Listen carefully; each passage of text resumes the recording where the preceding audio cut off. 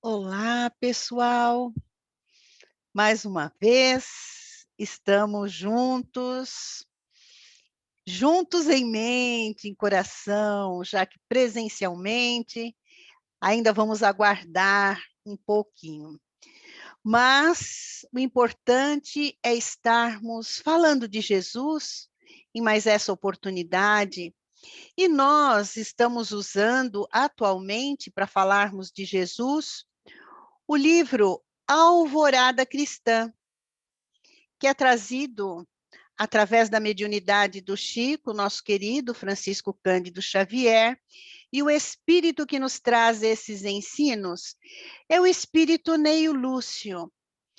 E hoje nós vamos estudar um pouco a lição de número 4, Prêmio ao Sacrifício. Mas antes, eu quero solicitar a vocês que nos acompanham que curtam as nossas páginas no Facebook, no YouTube, para que a gente possa continuar na divulgação do Evangelho e do Espiritismo. Então, conto com vocês lá com um positivo, um joinha, um compartilhamento, para que a gente possa continuar divulgando. Muito bem? Então, vamos iniciar com uma pequena prece de agradecimento. Vamos então elevar nossos corações a Deus, nosso Pai, a Jesus, nosso Divino Mestre, e agradecermos por todas as oportunidades que temos de estarmos estudando o Evangelho do nosso Mestre querido Jesus. Agradecermos a toda a espiritualidade amiga que nos auxilia, nos ampara em todos os momentos de nossa existência. E humildemente vamos rogar a Jesus: esteja conosco, Mestre, seja conosco, hoje e sempre. Que assim seja. Graças a Deus. Muito bem, vamos à nossa leitura e depois aos comentários. Lição de número 4, Prêmio ao Sacrifício. 3 irmãos dedicados a Jesus leram o Evangelho que cada homem receberá sempre de acordo com as próprias obras. E prometeram cumprir as lições do Mestre. O primeiro irmão, ele colocou-se na indústria do fio de algodão e de tal modo se aplicou ao serviço que em breve passou a condição de interessado nos lucros administrativos. Dentre 25 anos, era chefe da organização e adquiriu títulos de verdadeiro benfeitor do povo. Ganhava dinheiro com imensa facilidade e socorria infortunados e sofredores, dividia o trabalho equitativamente, distribuía lucros com justiça e com bondade. O segundo estudou muito tempo e tornou-se um juiz famoso. Embora gozasse de respeito, da estima dos contemporâneos, jamais olvidou os compromissos que assumira frente ao Evangelho. Defendeu os humildes, auxiliou os pobres, libertou muitos prisioneiros, perseguidos pela maldade. De juiz tornou-se legislador e cooperou na confecção de leis benéficas e edificantes. Viveu sempre honrado, rico e feliz, correto e digno. O terceiro irmão, porém, era paralítico. Não podia usar a inteligência com facilidade. Não poderia comandar uma fábrica, nem dominar um tribunal. Tinha as pernas mirradas. O leito era a sua residência. Lembrou, contudo, que poderia fazer um serviço de oração e começou a tarefa humilde. Começou essa tarefa pela mulher que fazia limpeza doméstica em sua residência. Viu-a triste, lacrimosa, procurou conhecer-lhe as mágoas com discrição e fraternidade. Confortando-a com ternura de irmão, convidou-a a orar e pediu para ela as bênçãos divinas. Bastou isso, e em breve, trazidos pela servidora, reconhecida, outros sofredores vinham rogar-lhe o concurso da prece. O aposento singelo encheu-se de necessitados. Orava em companhia de todos. Oferecia-lhe sorriso e confiança na bondade celeste. Comentava os benefícios da dor, expunha suas esperanças no reino divino, dava de si mesmo, gastando emoções e energia no santo serviço do bem. Escrevia cartas inúmeras, consolando viúvas e órfãos, doentes e infortunados, insuflando-lhes paz e coragem. Comia pouco, repousava menos. Tanto sofreu com as dores alheias, que chegou a esquecer-se de si mesmo. E tanto trabalhou que perdeu o dom da vista. Cego, contudo, não ficou sozinho. Prosseguiu colaborando com os sofredores através da oração, ajudando-os cada vez mais. Morreram os 3 irmãos. Com idade avançada e com pequenas diferenças. Quando se reuniram lá na vida espiritual, veio um anjo examinar-lhes as obras com uma balança.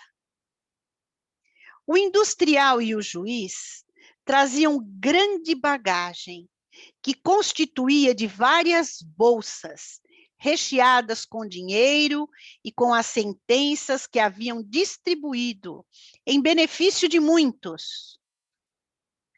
O servidor da prece trazia apenas um pequeno livro, onde costumava escrever as suas rogativas. O primeiro, abençoado pelo conforto que espalhou aos necessitados. O segundo, também louvado pela justiça que semeara sabiamente. Quando o anjo, porém, abriu o livro do ex-paralítico, dele saiu uma grande luz, que tudo envolveu, numa coroa resplandecente. A balança foi incapaz de medir-lhe a grandeza. Então, o mensageiro falou-lhe feliz: teus irmãos são benditos. A casa do Pai pelos recursos que distribuíram em favor do próximo. Mas, em verdade, não é difícil ajudar com dinheiro e com a fama, que se multiplicam facilmente no mundo. Sê, porém, bem-aventurado, porque deste de ti mesmo, no amor santificante, gastasse as mãos, os olhos, o coração, as forças, os sentimentos, o tempo, a benefício dos semelhantes. E a lei do sacrifício determina que tua moradia seja mais alta. Não transmitiste apenas os bens da vida, irradiaste os dons de Deus. E o servidor humilde do povo foi conduzido a um céu mais elevado, onde passou a exercer autoridade sobre muita gente. Que lição maravilhosa, não é verdade? E quando eu estava lendo essa lição pela primeira vez, quer dizer, pela primeira vez agora que eu ia falar com vocês, porque esse livro, Alvorada Cristã, é um livro que eu consulto muito pelas histórias que ele traz. E eu costumo levar essas histórias em palestras, porque são assim, singelas, simples, mas com profundo amor. Esse espírito Neio Lúcio nos traz lições maravilhosas.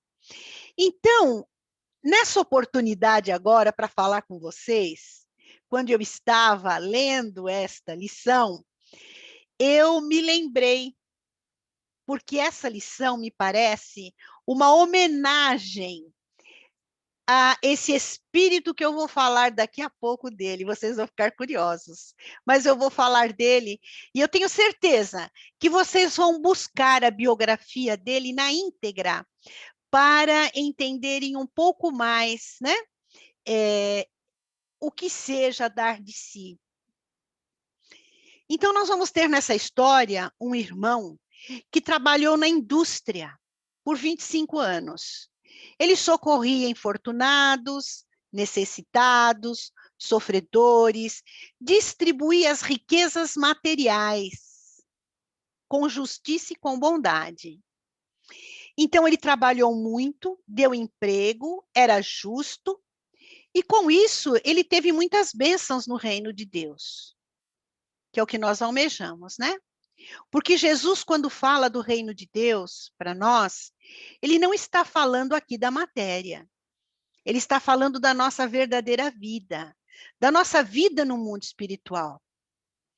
O segundo irmão, ele também estudou, usou a inteligência e as mãos, o outro usou demais a inteligência, se torna juiz, defende os humildes, auxilia os pobres, liberta aqueles que estavam perseguidos pela maldade, e ele jamais deixou de lado, mesmo trabalhando com a justiça, os ensinos do evangelho que ele havia aprendido, né? Os compromissos que ele assumiu frente ao evangelho, que todos nós assumimos. Quando nós passamos a conhecer os ensinos de Jesus, nós não podemos alegar que não sabíamos, porque já sabemos, já conhecemos Jesus, já temos o evangelho em nós. E ele jamais olvidou esses ensinos, mesmo sendo um juiz. E tanto ele trabalhou que ele acaba se tornando um legislador, ele acaba auxiliando as leis para que elas fossem mais benéficas, edificantes. Ele viveu rico, feliz e honrado.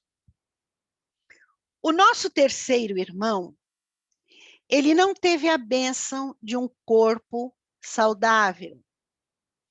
Então, aqui na nossa lição, diz que ele era paralítico e que ele vivia num leito, que ele não pôde usar da inteligência com facilidade, mas ele se dedicou ao serviço da oração.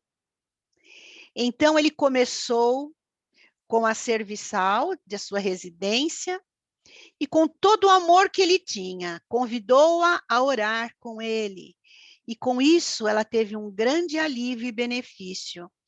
E começou a trazer pessoas para que ele pudesse orar com elas, ensinar a orar e agradecer, né, pelas bênçãos que nós possuímos.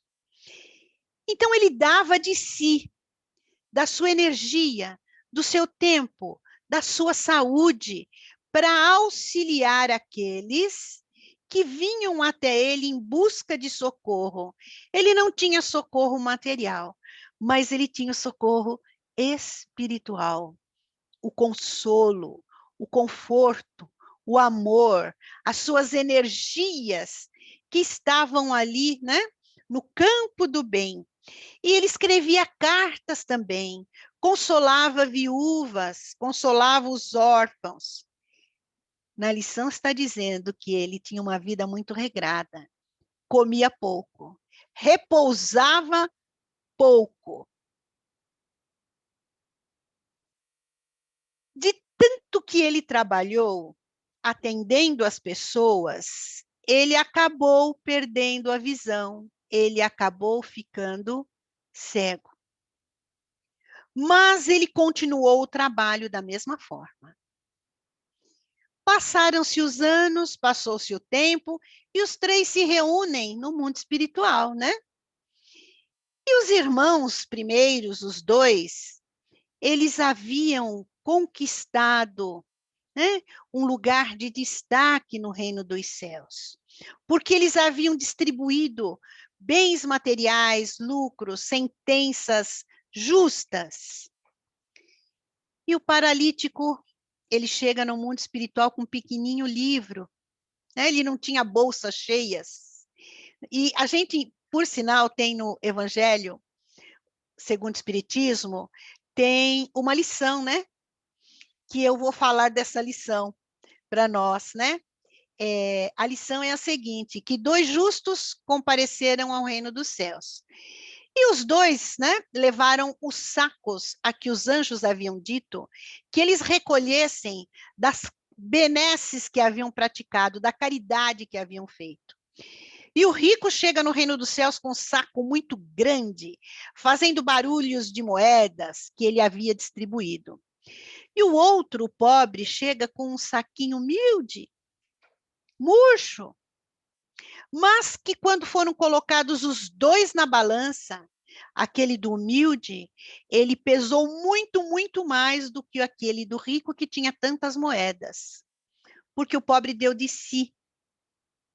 Ele deu do que ele tinha, de melhor em si. Que é o que está dizendo aqui essa nossa lição com esse terceiro irmão, né? E tanta foi a luz que saiu do livro quando foi pego e aberto, que radiou por tudo, né?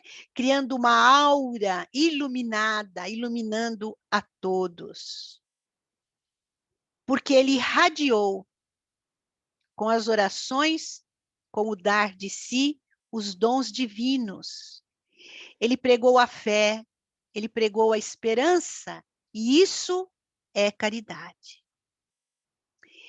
Então, nós vamos lá no Evangelho, novamente, segundo o Espiritismo, no capítulo 13º, no item 5º, o óbolo da viúva. Vamos ler? E estando Jesus assentado de fronte de onde era o gasofilácio, observava ele de que modo deitava o povo ali o dinheiro. E muitos eram ricos, e deitavam a mão larga. E tendo chegado uma pobre viúva, lançou 2 pequenas moedas, que importavam R$1, e convocando seus discípulos, lhes disse: na verdade vos digo, que mais deitou essa pobre viúva do que todos os outros que deitaram no gasofilácio. Porque todos os outros deitaram do que tinham em abundância. Porém, esta deitou da sua indulgência tudo o que tinha, e tudo o que lhe restava para o sustento. Essa passagem está em Marcos, capítulo 12º, está em Lucas, no capítulo 21º. No item 6 do Evangelho, lá no finalzinho, na instrução dos Espíritos, né, que vem nos dar a instrução e os comentários de Kardec, está aqui sobre a caridade. O sublime da caridade, neste caso, da história aqui da parábola da viúva, seria procurar cada qual o seu próprio trabalho pelo emprego de suas forças, de sua inteligência, da sua capacidade, os recursos que lhe faltam para realizar intenções generosas. Nisso estaria o sacrifício mais agradável ao Senhor. E não muitos sacrifícios materiais que, às vezes, né, nós, com ilusões da matéria, achamos que vão agradar ao Criador ou que vão trazer benefícios para nós. Mas, no final desse capítulo, aliás, não é somente com ouro que se podem enxugar as lágrimas. E não devemos ficar inativos por não possuirmos. Aquele que deseja sinceramente tornar-se útil para os seus irmãos, encontra 1000 ocasiões de fazê-lo. Procure-as e encontrarás. É o que fez o terceiro irmão. Ele procurou e achou como auxiliar. Não tendo dinheiro, não tendo um corpo perfeito, nem uma inteligência privilegiada, ele encontrou uma forma de auxiliar. Na falta de dinheiro, não dispõe cada qual do seu esforço, do seu tempo, do seu repouso, para oferecer um pouco aos outros? Isso também é esmola do pobre, o óbolo da viúva. Então, nós vamos encontrar no Evangelho um pouco mais sobre essa lição. Todos nós estamos sempre preocupados em fazer a caridade material, que não deixa de ser louvável, ela é inclusive necessária, extremamente necessária. Dar o pão a quem tem fome, auxiliar o nosso irmão.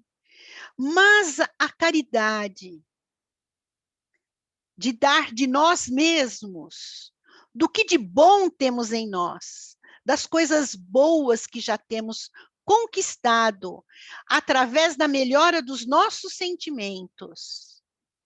Isso também é louvável, muito louvável. Mas eu falei que eu ia contar, né, uma história que vocês iam se interessar muito. Eu vou fazer uma pergunta a vocês. Vocês conhecem um vulto do espiritismo que se chama Jerônimo Mendonça? Eu acredito que alguns de vocês conheçam. O apelido do Jerônimo, como ele é também muito conhecido, é o Gigante Deitado. Por que Gigante Deitado? Vamos falar um pouco da vida, né? Da vida de Jerônimo Mendonça, do Gigante Deitado, que é essa lição do Neio Lúcio, que ela me veio assim na mente na hora que eu comecei a ler essa lição, me veio Jerônimo Mendonça na mente. A vida de Jerônimo Mendonça. A vida de um menino muito pobre, criado na pobreza, extrema pobreza. O pai fazendo os serviços em fazendas, a mãe lavando roupa.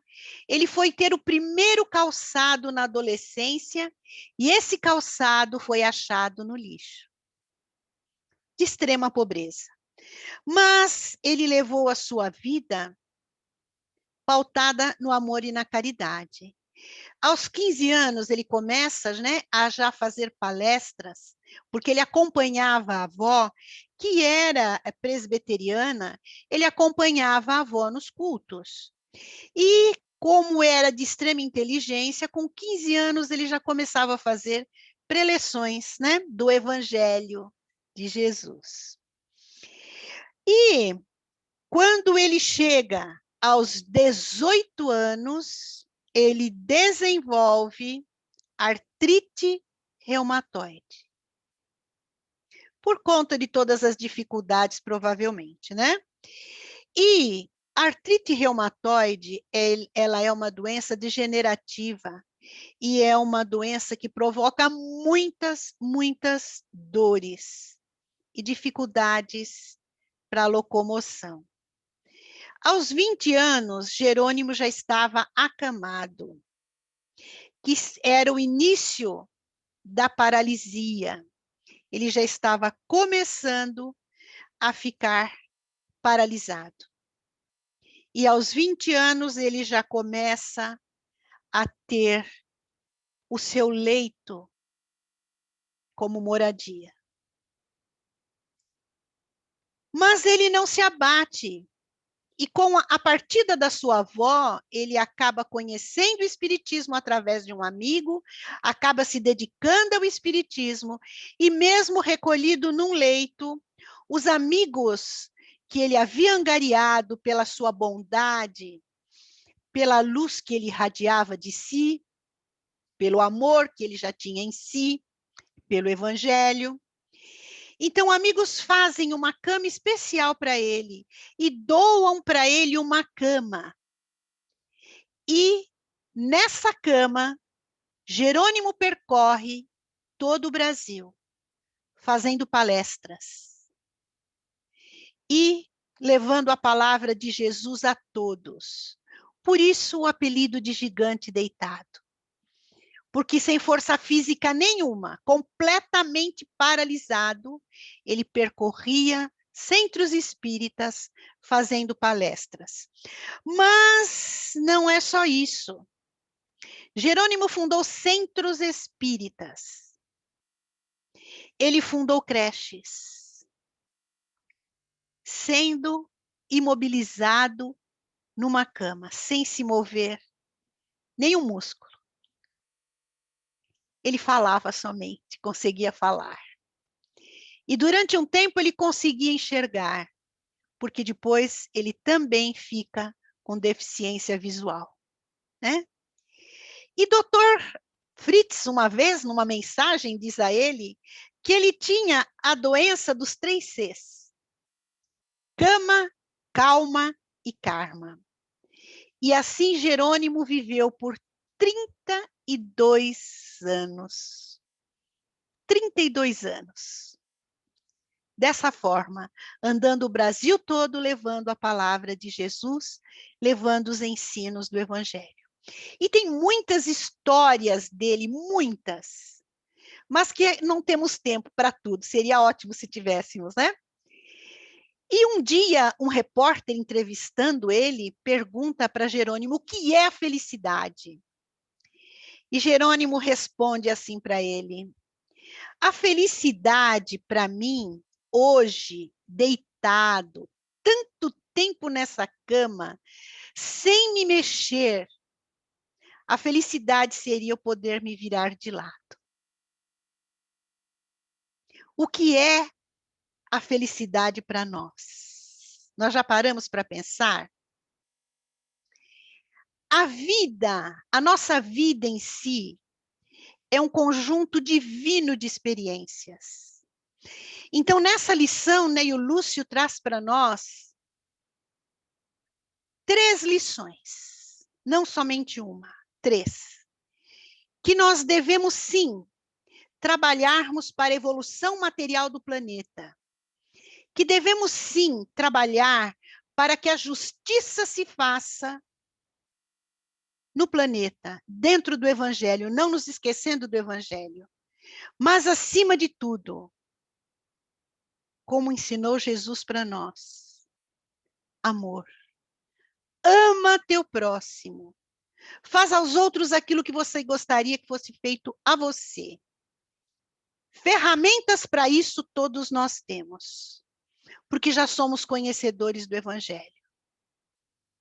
Então, caríssimos, vamos pesquisar Jerônimo, que vocês vão ter uma surpresa com a vida dele, a obra dele. Fantástica. Quero agradecer a todos por terem estado comigo nesta oportunidade. E quero pedir que juntos possamos rogar a Deus nosso Pai todas as forças, coragem, para que todos nós possamos continuar a nossa jornada com muita luz, com muita paz. Que Jesus nos ampare hoje e sempre. Fiquem na paz de Deus.